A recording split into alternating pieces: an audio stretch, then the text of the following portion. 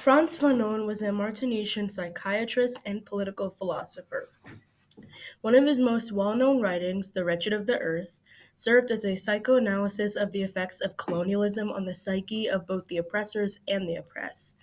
It also touches on the political implications of colonialism and the process of decolonization, as shown in the quote he opens the book with: national liberation, national reawakening, restoration of the nation to the people or commonwealth, whatever the name used, whatever the latest expression, decolonization is always a violent event.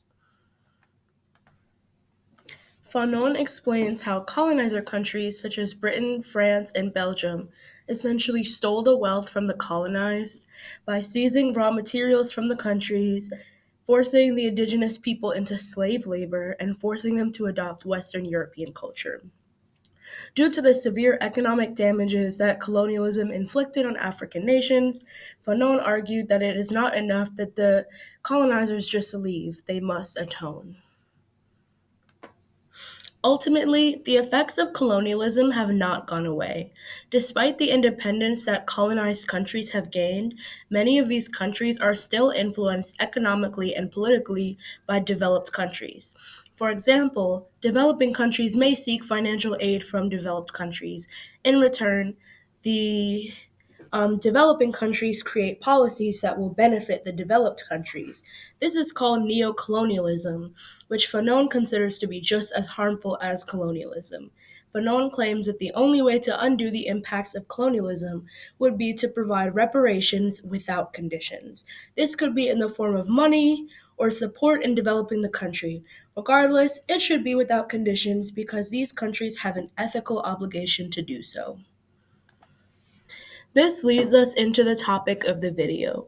Many people have compared colonialism and chattel slavery in the United States because they both involved exploitation of Africans. So, can Fanon's ideas about reparations for victims of colonialism be applied to victims of chattel slavery? Fanon's claims about the economic, political, and psychological implications of colonialism overlap significantly with the effects of chattel slavery and segregation in the United States. Because of this, it is only logical that they can both be undone or atoned for in the same way, through economic reparations. First, let us unpack how reparations would play a role in racial equality in the United States. African Americans should supposedly be equal to everyone else under the passage of various civil rights acts in the late 1960s and beyond.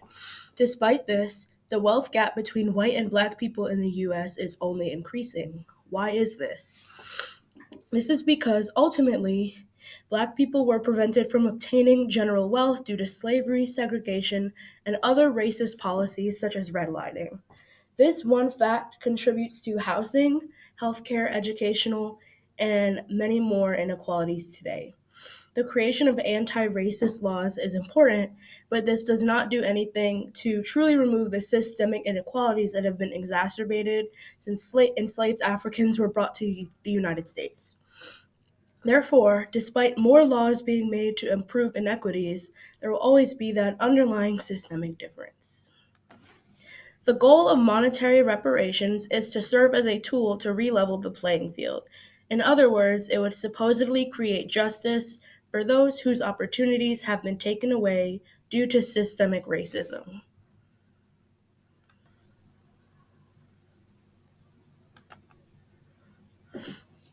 To learn more about economic reparations in the United States, I recommend looking into the research of Duke University professor William A. Darity, who wrote a book on reparations. Now we will discuss Fanon's ideas about the harmfulness of colonialism and how they apply to chattel slavery and or segregation in America. First, colonization and slavery both follow Manichaean principles. Manichaean principles refers to an old religion that divides everything into good and evil. This was done in the United States through the creation and obsession over racial categories, such as white versus Negro.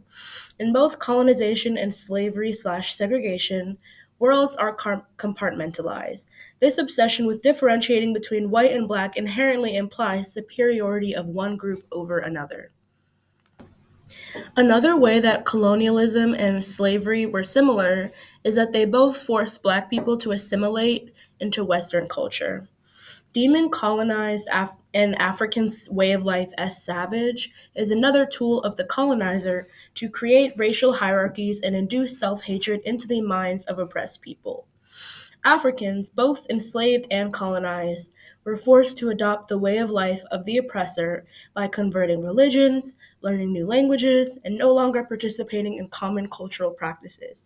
As a result, anti black and colorist rhetoric exists today, both in Africa and in the United States.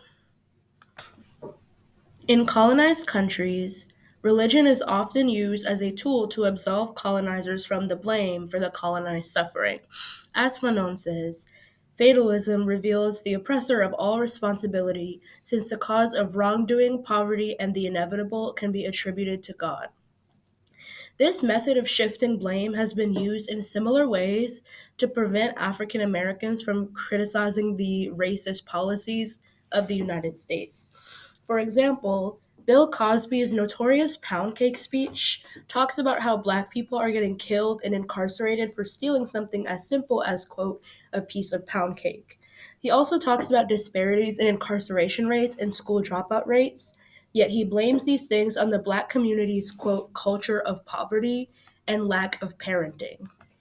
In this speech, Bill Cosby fails to acknowledge that one, police should not be gunning people down just for stealing, and two, a lot of these differences have been systemically created due to the history of oppression in America. This shift of the blame serves only to benefit the oppressors because it fails to hold them accountable for policies that created these disparities to begin with. In both colonialism and chattel slavery and segregation, violence was used as a means of controlling the oppressed and preventing them from rising within society. For example, Belgium subjected the people of Congo to extreme violence and torture in order to force them to collect rubber for the economic gain of Belgium. This draws many parallels to chattel slavery in the United States. Even after slavery ended, Black people were still subject to state sanctioned violence through the prison system, policing, and exploitation. They were also subject to socially sanctioned violence, such as lynching. Both victims of colonialism and chattel slavery were subject to exploitation. The oppressors saw slaves and colonized land as commodities, whether it was through raw materials or labor power. Even today, victims of colonization and African Americans are exploited through neocolonialism, prison labor, and even just capitalism in itself, according to Fanon. In conclusion, slavery and colonialism are both similar in that they exploit the oppressed and oppress them through violence and manipulation tactics to keep them subservient. These principles have persisted through neocolonialism and segregation and even persist in the United States today. America would not be where it is now without the labor done by enslaved Africans. Therefore, African Americans who have experienced tangible disadvantages from their ancestors being enslaved require reparations.